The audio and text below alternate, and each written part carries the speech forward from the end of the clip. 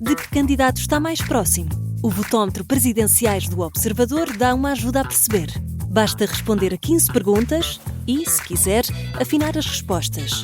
E o votómetro revela de que candidato está mais próximo e mais distante.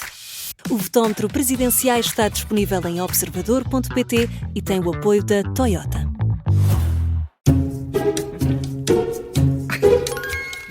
Começa agora mais uma comissão de inquérito das manhãs 360, hoje com casa cheia. São nossos convidados Margarida Villanova, Maria João Lopes de Carvalho, Alexandre Borges. São os autores do novo podcast da Rádio Observador, As Desobedientes, que estreia hoje, depois do Jornal das 2. Bom dia, bem-vindos.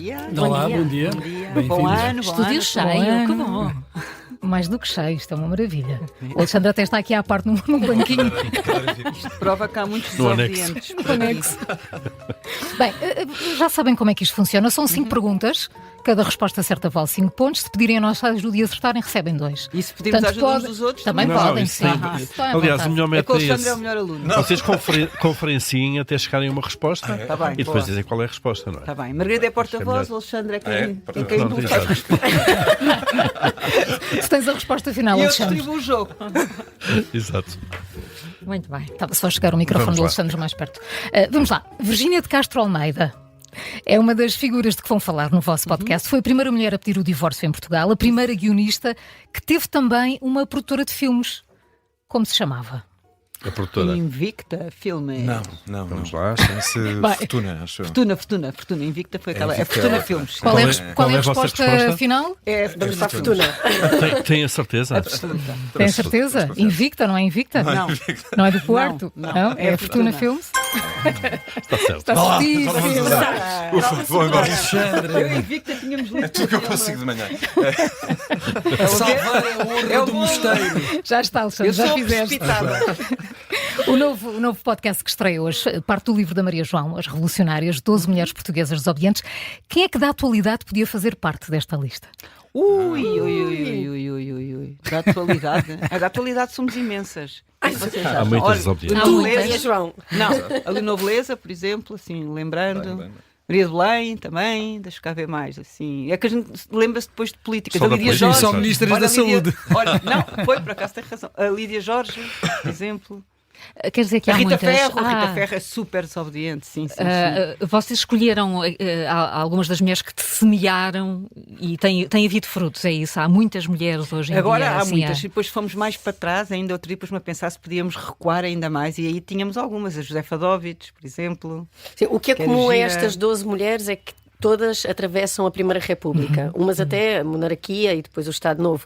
Mas o que tem o denominador comum, é que todas atravessam a Primeira República. Por isso recuamos aqui alguns anos na história. Desabravaram caminho, de alguma maneira. Abriram Claro. portas estas- a outras tantas mulheres. De uma maneira mais consistente das anteriores do século XVIII, a Marquesa da Lorna, a Leonor Pimentel, estas de uma maneira mais consistente. Eu acho que estas foram mesmo as que rasgaram caminho para a minha geração, boomer, nasci em 62, podermos todas ir para a universidade e tivéssemos acesso à universidade perto, não é? No interior era mais difícil, mas no fundo era abrir uma carreira, abrir uma porta para nós podermos estudar e para nós podermos contribuir para o país com as nossas profissões já de uma maneira generalizada, não é? Mas foram elas as primeiras. A minha avó fazia parte desta geração e estava em casa. Portanto, o meu aplauso e a minha admiração e inspiração por estas, eu acho que quem nos vai ouvir, certeza que vai ser tocada por uma ou por outra.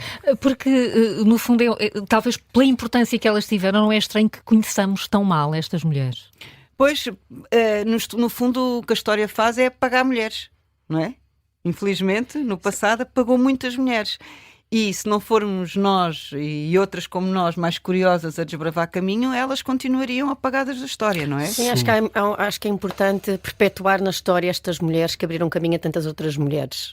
São estas 12 que agora vão ser apresentadas em formato podcast. Poderiam ser tantas outras, mas estas abrem de facto a porta a tantas outras mulheres. E perpetuar na história porque, na verdade, fazem parte da identidade do nosso país e da nossa cultura, e quer seja na justiça, na educação, na política, todas elas tiveram um papel determinante. E, Margarida, na literatura infantil. Ai, sim. Não, que isso é... Disse que... Eu conhecia-as em pequenina, alguma delas, como a Virgínia, que estávamos aqui há pouco a falar, pelos livros de literatura infantil, que eram da minha mãe, que eram do meu pai, que me chegaram, na altura em que havia pouca coisa, não é? E pronto, e foi aí que eu fiquei a gostar dela. A Dona Redonda, nunca mais me esqueço da Dona Redonda. Eu acho que aqui no estúdio alguém leu a Dona Redonda? Não. Alguém Ainda não, leu a Dona ainda Redonda? não. Amanhã O já dia para o está a estúdio. começar o ano. Nós não fizemos o Está trabalho de casa. Mas era muito giro, era tipo Alice no País das Maravilhas à portuguesa. Era mesmo uma história divertida, por isso. E quem é que faz o quê no podcast?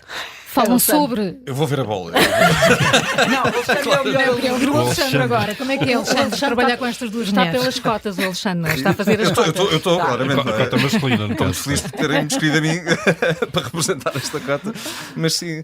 Não, eu não sei, eu sou a pior pessoa para responder a essa pergunta. Mas o que é que cada um faz? A Maria João sabe, não é? A Maria João Não, não vou dizer, agora sabe. dizes tu.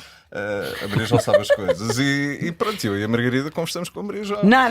Eles estão a ser modestos, não é nada disso. Então, Eu como é escrevi que é? o livro, mas depois deste já escrevi mais 5, portanto tenho que estudar tudo de novo. Pronto, o Alexandre faz um enquadramento histórico maravilhosamente, vão adorar.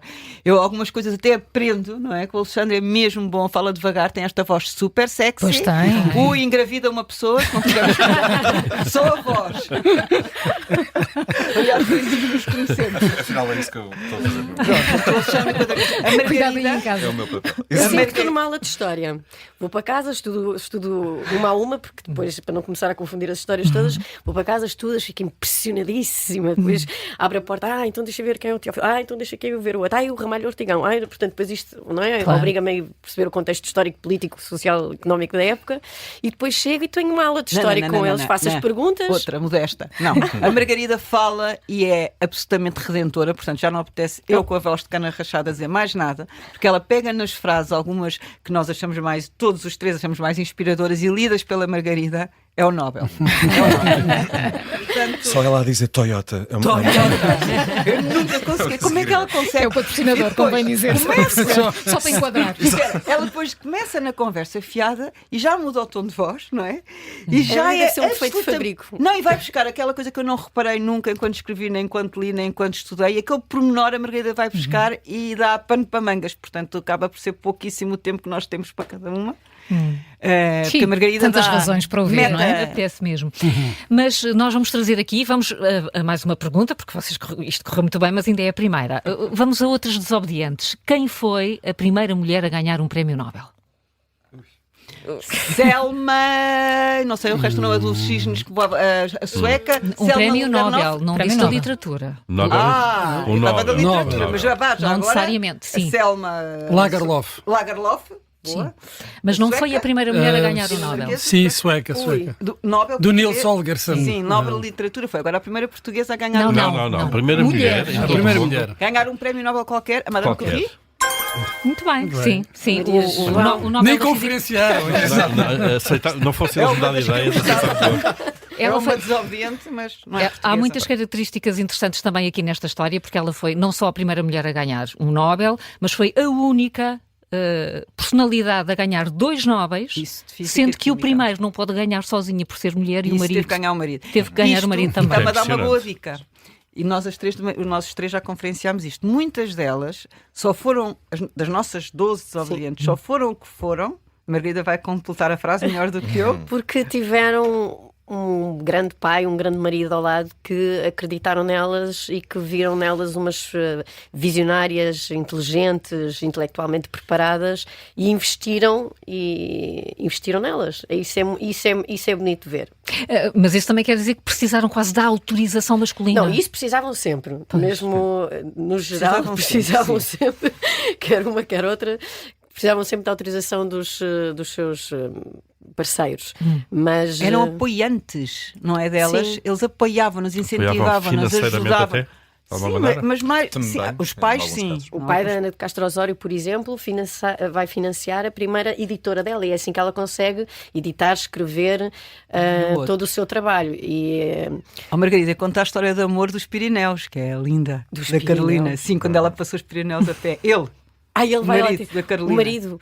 E a outra, que o marido Esse? vende tudo na Figueira da Foz. Sim, Adelaide Adelaide Cabete. Para não, essa Adelaide história tem Cabete graça. vende tudo o que há de terras na Figueira da Foz O marido. para o marido para que ela possa estudar medicina. E o da Carolina Micaelis Vasconcelos, que só se conheciam por cartas, e resolve, Alexandre, tu sabes tão bem a Guerra Carlista, atravessar a Espanha e chega aos Pirineus à Guerra Carlista que se dá, não há transporte. Foi a cavalo para Foi a cavalo para a até Prússia, a Alemanha, Berlim, sim, até a Prússia, até Berlim, para conhecer a mulher por quem estava apaixonado.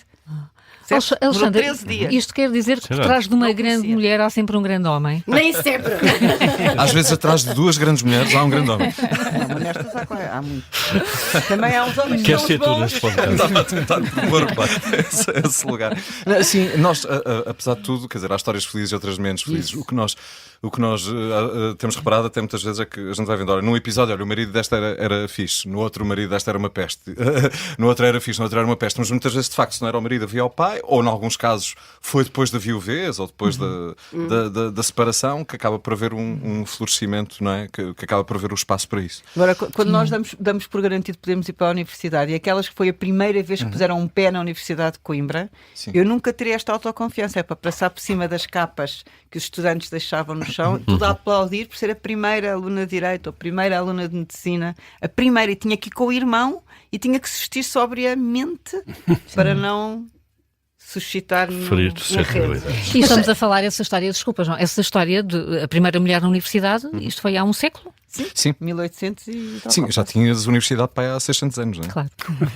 E com uma espantoso. autorização do magnífico reitor. Sim, foi preciso escrever, explicar muito bem e tal, veja lá.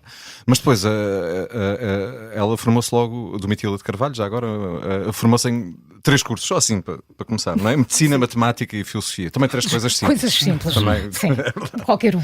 Sim, Não, imaginem ser Bolonha. a única, imaginem que é preciso de confiança. É. Ela Há coisas tinha que a gente, ser, de facto- não só a única, mas ela queria ser a melhor. Tal e qual. É. Há coisas que Vocês às é vezes que nos podiam ter feito as perguntas. Desculpa, é verdade. Tem tanta Está bem informação, assim. Vamos mudar isto. tem tanta informação que valia a pena. Bem, vão com 10 pontos, portanto. Vão com 10 pontos. É Eu caminho pleno para dos já. 25. Não está mal. Esta é uma citação. Vocês foram ameaçados que iam meter algumas citações para perceber quem é o autor. Esta é um clássico. Ninguém nasce mulher, torna-se mulher. Quem- Simone de Beauvoir. Pois foi. Nem vale a pena esperar por Só outra conferência. senti firmeza. Oferece, É que eu sim. esta gosto tanto. Este é um clássico, não Não é? é? Gosto tanto. É verdade, mesmo isto isso. é mesmo assim. É, ninguém nasce desobediente, torna-se desobediente.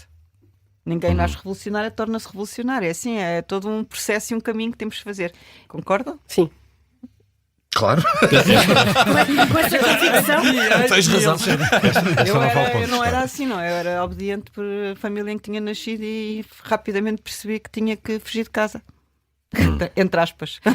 Mas o papel das mulheres ainda é muito ditado por aquilo que a sociedade julga que deve ser o papel das Hoje? mulheres hoje. Hoje, acho que já estamos um bocadinho melhores, mas não está o trabalho concluído. Mas sim, ainda há determinadas famílias, determinados meios, não é generalizado, não é?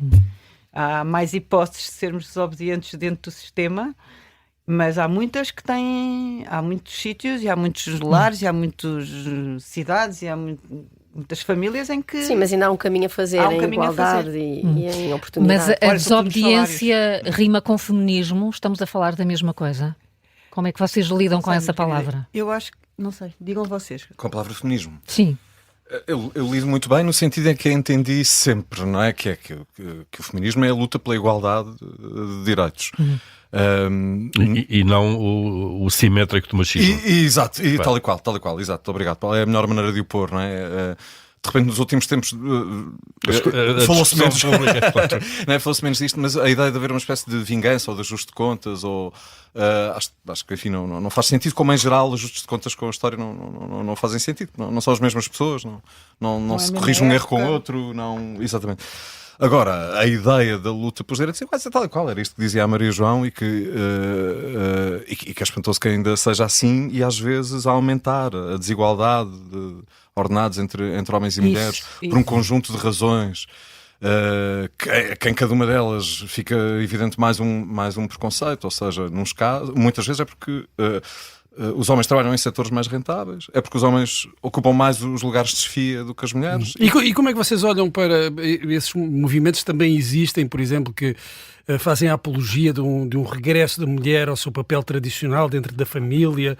É verdade que isso está a vir cada vez. É evidente, para uma família numerosa, é melhor ter uma mãe em casa, não é? Isso é evidente.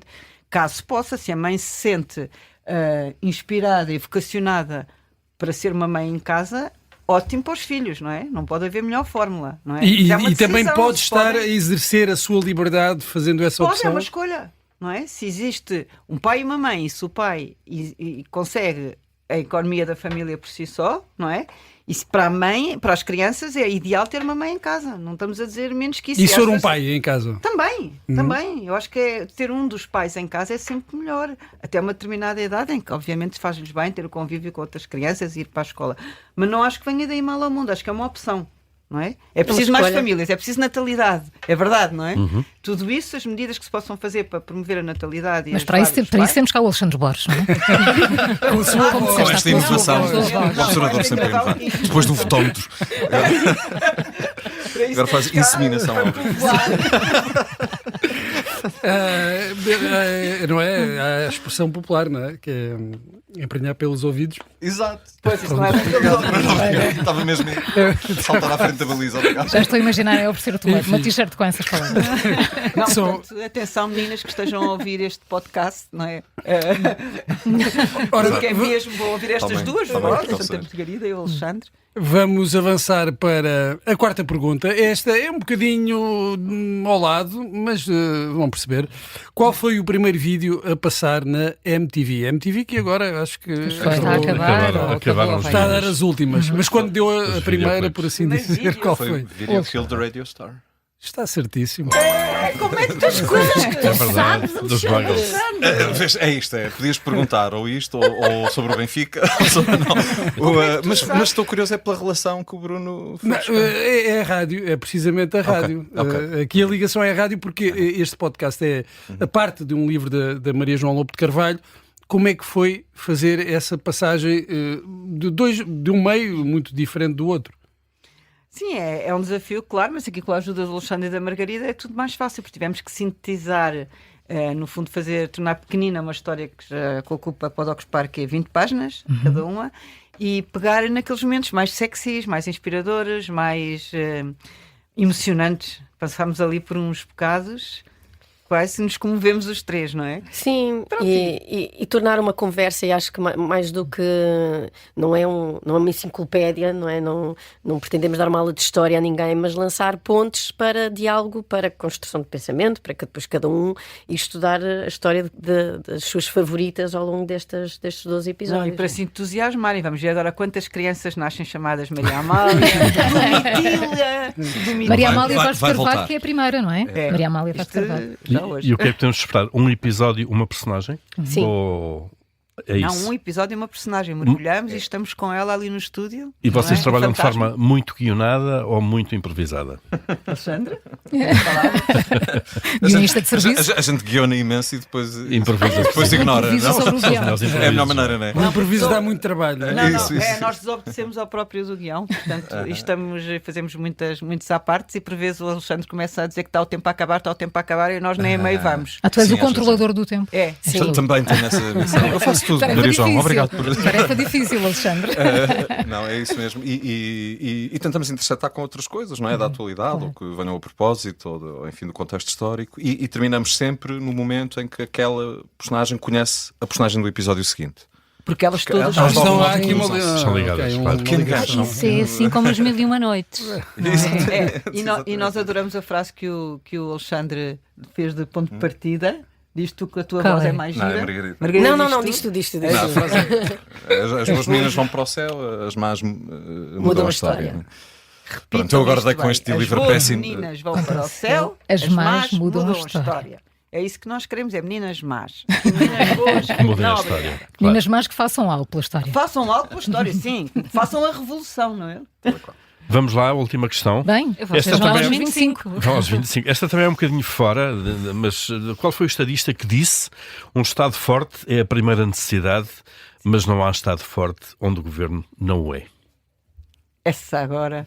Estamos a falar no estadista. Um estadista. Agora não podemos ajudar muito. Gostar muito. Podes repetir, Paulo? Digamos que sim. Paulo, o Alexandre está a pedir para repetir. Um Estado forte é a primeira necessidade, mas não há Estado forte onde o governo não o é. Ok, Estado forte com o governo não é forte. Estado forte, o governo que Estado forte, estava um governo assim, forte. Isso é- Nós podemos pedir ajuda do O Paulo. quê? O quê, Alexandre? pedir ajuda. Alexandre, o que é que disseste? Salazar. Está certíssimo. Nunca. 25 pontos.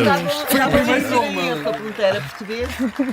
Se eu respondia a isso, depois tinha aqui como alternativa se vocês pedissem o Napoleão e Júlio César. Eu podia inventar logo dois estadistas Nem portugueses sequer também. precisamos das três Não, opções. não precisaram. Quem tem o Alexandre tem tudo. Completamente. Abrindo agora um bocadinho mais a lente, ainda somos um país do respeitinho, de alguma maneira. Sim. E agora... Independentemente de género. Independentemente de género, para homens e mulheres, não é? Nota-se muito ainda. Respeitinho Sim, acima de acho que não é um. Não quero chamar um pensamento pequenino, ou burguês, ou conservador, A bota de elástico. mas ainda somos muito obedientes, muito pouco. Às vezes falta-nos um rasgo, falta-nos coragem, falta-nos ousadia. Somos muito Somos certinhos. poucos disruptivos, sim, Muito somos muito certinhos. Acho que o medo é o nosso pior inimigo e acho que vivemos tempos de medo e que nos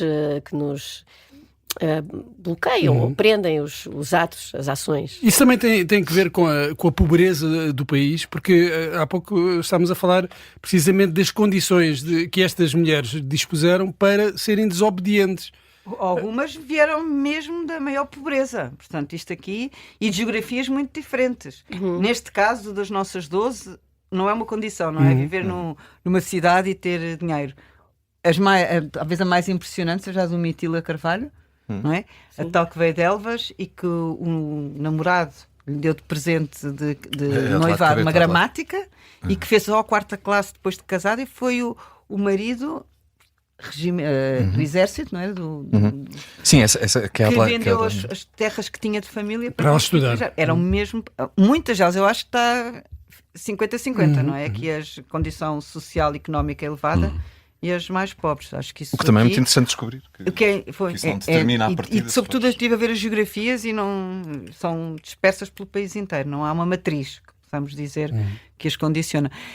A única condicionante que nós tivemos aqui na história ao escolher este lote foi de já serem mais ou menos mulherzinhas na Revolução, em 5 de outubro de 1910. Ficaram muitas de fora?